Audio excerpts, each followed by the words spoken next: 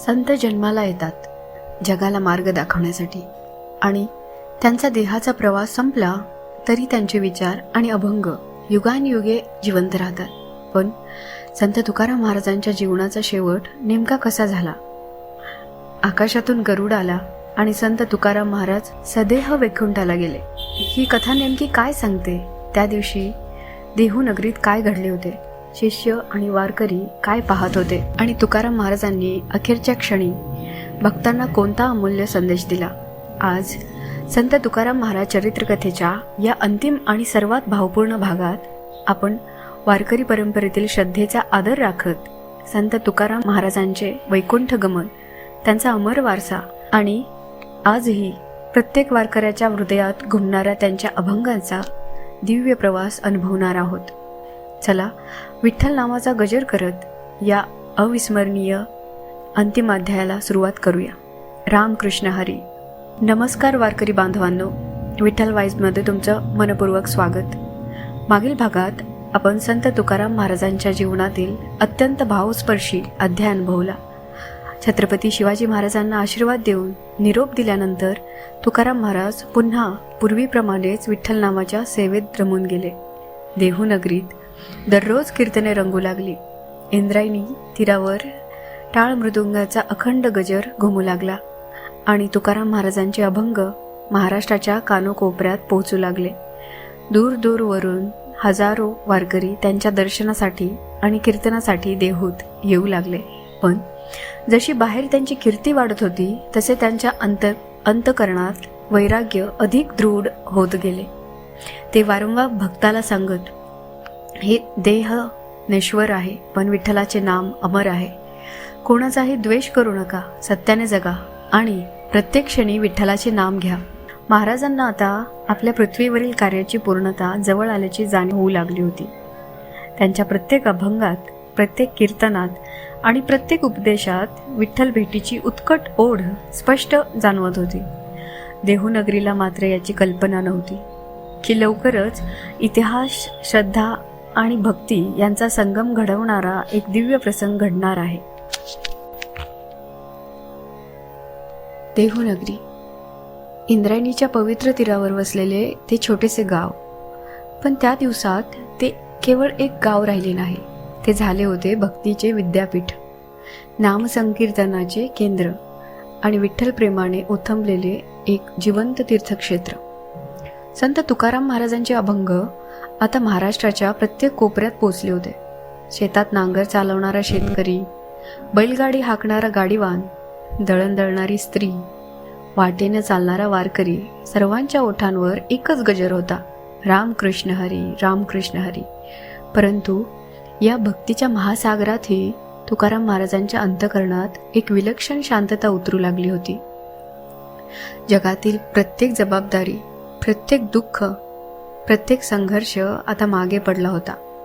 त्यांचे मन आता फक्त विठ्ठलाच्या चरणांभोवतीच फिरत होते. एक दिवस पहाटेची वेळ.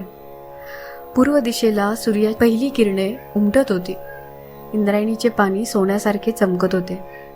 महाराज नदीकाठी ध्यानस्थ बसले होते. त्यांच्या ओठांवर मंद स्वरात नाम सुरू होते, विठ्ठल विठ्ठल विठ्ठल. त्यांच्या चेहऱ्यावर एक विलक्षण तेज होते. जणू त्यांना अदृश्य सत्याचा अनुभव येत होता. तेवढ्यात काही वारकरी आणि शिष्य त्यांच्या जवळ आले. त्यांनी महाराजांच्या चेहऱ्याकडे पाहिले आणि त्यांना जाणवले, आज महाराज काहीसे वेगळे दिसत आहेत. त्यांच्या डोळ्यात नेहमीची करुणा होती, पण त्यासोबत एक दिव्य समाधानही होते. त्या दिवशी संध्याकाळी देहूच्या मंदिरात नेहमीप्रमाणे कीर्तन सुरू झाले. टाळांचा नाद, मृदुंगाचा ठेका आणि हजारो कंठातून घुमणारा ज्ञानोबा तुकाराम. महाराजांनी वीणा हातात घेतली, क्षणभर सर्वांकडे प्रेमाने पाहिले आणि शांत आवाजात म्हणाले, बंधूंनो, हा देह एक दिवस जाणारच आहे. जो जन्माला आला आहे त्याचा अंतही निश्चित आहे. क्षणात संपूर्ण मंदिरात शांतता पसरली. महाराज पुढे म्हणाले, पण देह संपतो म्हणून भक्ती संपत नाही. माणूस जातो, पण त्याच्या सत्कर्माचा सुगंध कायम राहतो. म्हणून माझ्यावर प्रेम करायचे असेल तर माझ्या देहावर नव्हे, विठ्ठलाच्या नामावर करा. मी नसतानाही जर तुमच्या मुखी रामकृष्ण हरी असेल तर समजा मी तुमच्या जवळच आहे. हे शब्द ऐकताच अनेक वारकऱ्यांच्या डोळ्यात अश्रू आले. कोणालाही कल्पना नव्हती की महाराज जणू आपल्या निरोपाचीच तयारी करत आहे. एक वृद्ध वारकरी उठून म्हणाला, महाराज असे अशुभ का बोलता? तुकाराम महाराज प्रेमाने हसले आणि म्हणाले, अरे, भक्तासाठी मृत्यू नसतोच, तो तर विठ्ठलाच्या घरी परतण्याचा दिवस असतो. संपूर्ण सभागृह स्तब्ध झाले. महाराज पुढे म्हणाले, कधीही कोणाचा द्वेष करू नका, अहंकाराला जवळ येऊ देऊ नका, गरिबाची सेवा करा, सत्याचा मार्ग सोडू नका आणि प्रत्येक श्वासागणिक विठ्ठलाचे नाम घ्या, कारण ज्याच्या मुखी नाम आहे त्याच्या हृदयात स्वतः विठ्ठल वास कीर्तन रंगात आले. अभंगाचा वर्षाव सुरू झाला. कधी भक्त रडत होते, कधी आनंदाने नाचत होते, कधी टाळांच्या तालावर एकच गजर करत होते, रामकृष्ण हरी, रामकृष्ण हरी. त्या रात्री देहूनगरी झोपली, पण संत तुकाराम महाराजांच्या मनात एक वेगळीच पहाट उगवत होती. वारकरी परंपरेत असे सांगितले जाते की महाराजांच्या अंतर्मनातून विठ्ठलाच्या बोलावण्याची चाहूल लागली होती. ते पूर्णपणे शांत होते. कोणतीही भीती नव्हती, कोणतीही चिंता नव्हती. फक्त आपल्या आराध्य विठ्ठलाला भेटण्याची अपार ओढ होती. त्यांच्या मुखी शेवटपर्यंत एकच नाम घुमत होते, विठ्ठल विठ्ठल पांडुरंग. आणि देहूनगरी अजूनही अनभिज्ञ होती की लवकरच एक असा दिव्य प्रसंग घडणार होता जो शेकडो वर्षानंतरही प्रत्येक वारकऱ्याच्या श्रद्धेचा अविभाज्य भाग बनून राहणार होता. वारकरी परंपरेनुसार आता तो दिव्य दिवस उगवणार होता, ज्या दिवशी आकाशातून गरुड आल्याचे सांगितले जाते आणि संत तुकाराम महाराज सदेह वैकुंठाला गेले अशी श्रद्धा व्यक्त केली जाते.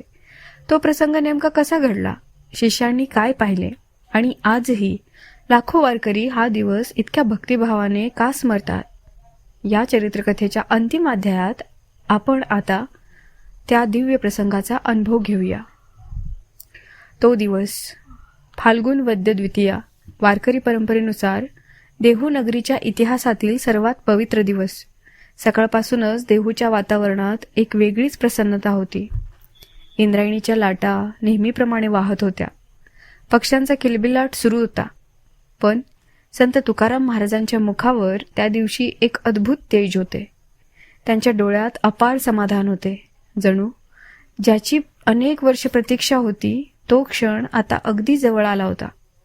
त्या दिवशी महाराजांनी आपल्या कुटुंबियांना, शिष्यांना आणि वारकऱ्यांना जवळ बोलावले. सर्वजण त्यांच्या भोवती बसले. कोणालाच कल्पना नव्हती की आजचा दिवस इतिहासात कायमचा कोरला जाणार आहे. महाराज अत्यंत शांतपणे म्हणाले, बंधूंनो, या देहाचा मोह धरू नका. हा देह नश्वर आहे, पण विठ्ठलाचे नाम अमर आहे. क्षणभर शांतता पसरली. महाराज पुढे म्हणाले, माझी आठवण ठेवायची असेल तर माझे अभंग जपा, नाम सोडू नका, वारी सोडू नका आणि कोणत्याही जीवाचा द्वेष करू नका. त्यांच्या प्रत्येक शब्दात प्रेम होते, करुणा होती आणि विठ्ठल भक्तीचा अमृत रस होता. शिष्यांच्या डोळ्यात अश्रू आले.